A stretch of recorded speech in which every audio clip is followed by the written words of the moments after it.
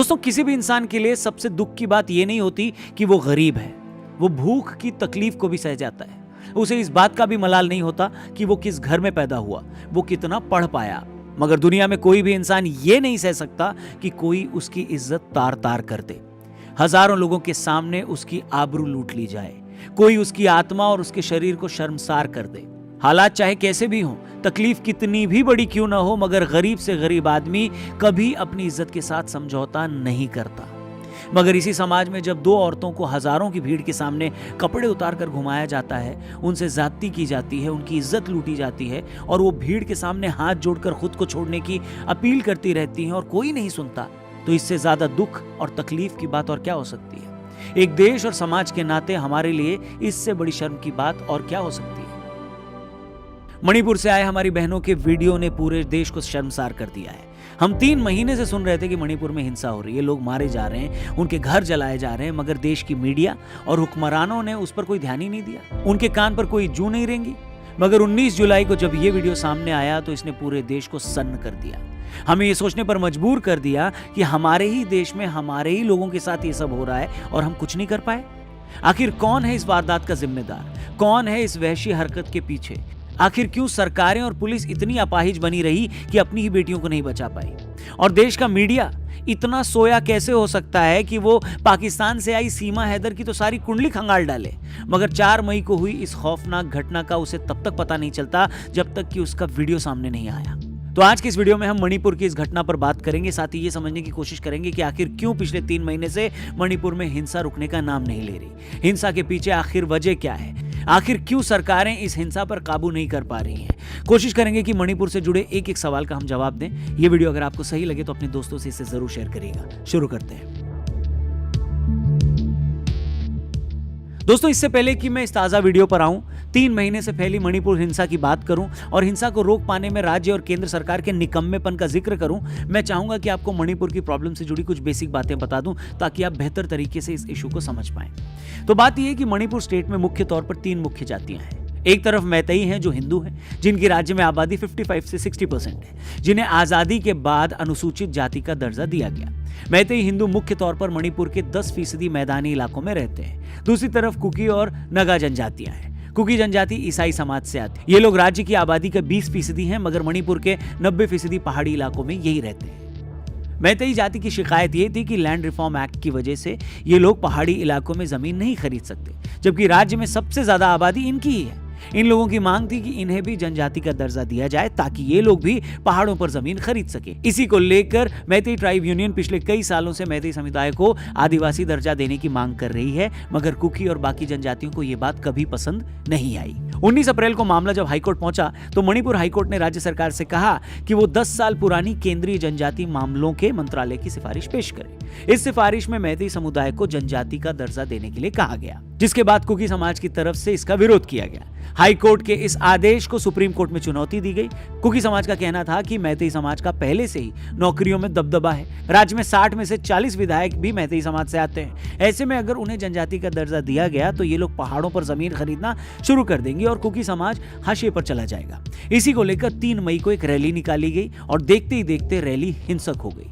Cookie लोगों ने मैतेई समाज के लोगों पर हमला किया, जिसके बाद मैतेई लोगों ने भी कुकी लोगों को निशाना बनाना शुरू किया। चर्चों में आग लगी, 2000 से ज्यादा कुकी लोगों के घरों को निशाना बनाया गया। वहीं कुकी इलाकों में रहने वाले मैतेई लोगों पर भी हमले हुए। लोग रातों रात अपने घर को छोड़ने को मजबूर हो गए। रात के अंधेरे में गर्भवती महिलाओं को घर छोड़कर भागना पड़ा। कई बच्चे पानी में बह गए।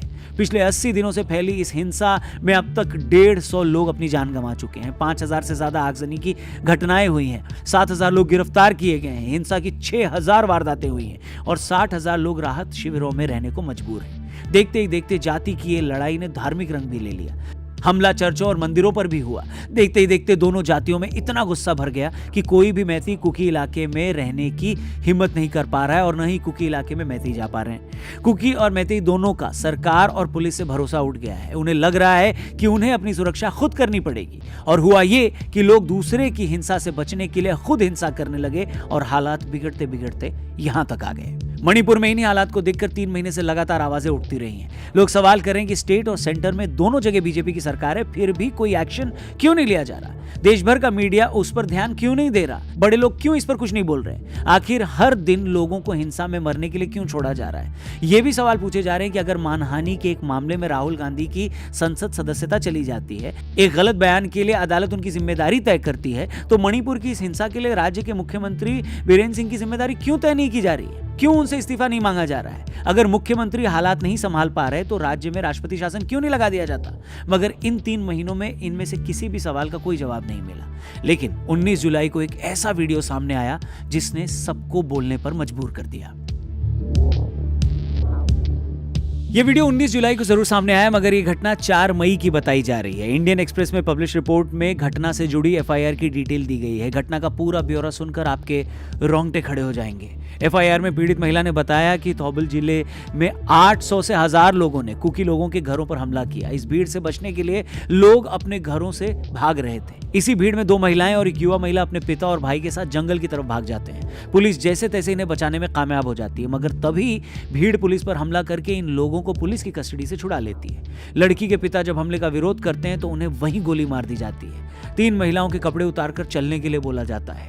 उनमें से 20 साल की एक लड़की के साथ गलत काम किया जाता है। उसका भाई जब विरोध करता है तो उसके भाई की भी हत्या कर दी जाती है। सच में ये सब सुनकर सिर शर्म से झुक जाता है। मगर उससे भी ज्यादा शर्म की बात यह है कि ये घटना 4 मई की है, जबकि 2 हफ्ते बाद 18 मई को कांगपोकपी जिले में 0 एफआईआर दर्ज कराई गई।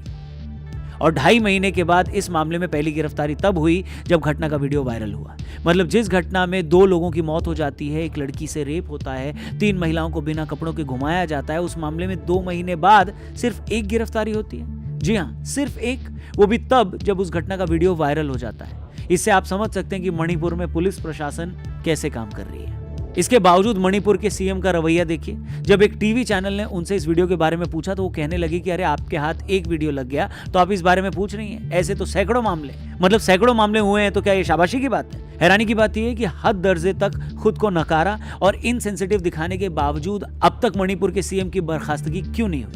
इतनी हिंसा के बावजूद राज्य के सीएम का अपने पद पर बने रहना और बीजेपी का उन्हें इस पद पर बनाए रखना लोगों की भावनाओं का सरासर अपमान है। जब गुजरात, कर्नाटक और उत्तराखंड जैसे राज्यों में बीजेपी रातों रात सीएम बदल देती है और कोई चू भी नहीं करता, तो मणिपुर में आखिर ऐसी क्या मजबूरी हो गई कि वो अब तक ये काम नहीं कर रही है? मजबूरी जो भी हो, मगर बीरेंद्र सिंह का एक पल भी सीएम पद पर रहना पीड़ितों की भावनाओं का मजाक है। दोस्तों, भीड़ कितनी भी हिंसक क्यों ना हो, कितनी भी अराजक क्यों ना हो, लेकिन अगर सरकार चाहे तो ऐसा हो ही नहीं सकता कि उस हिंसक भीड़ पर काबू न पाया जा सके। कश्मीर का उदाहरण हमारे सामने है। मणिपुर तो स्थानीय जातियां एक दूसरे के खिलाफ हैं, कश्मीर में तो सुरक्षा एजेंसियां ही भीड़ के निशाने पर थी। हिंसक भीड़ के बीच छिपे आतंकियों का पता लगाना भी मुश्किल था। कौन किस कोने से हमला कर दे ये पता लगाना भी मुश्किल था।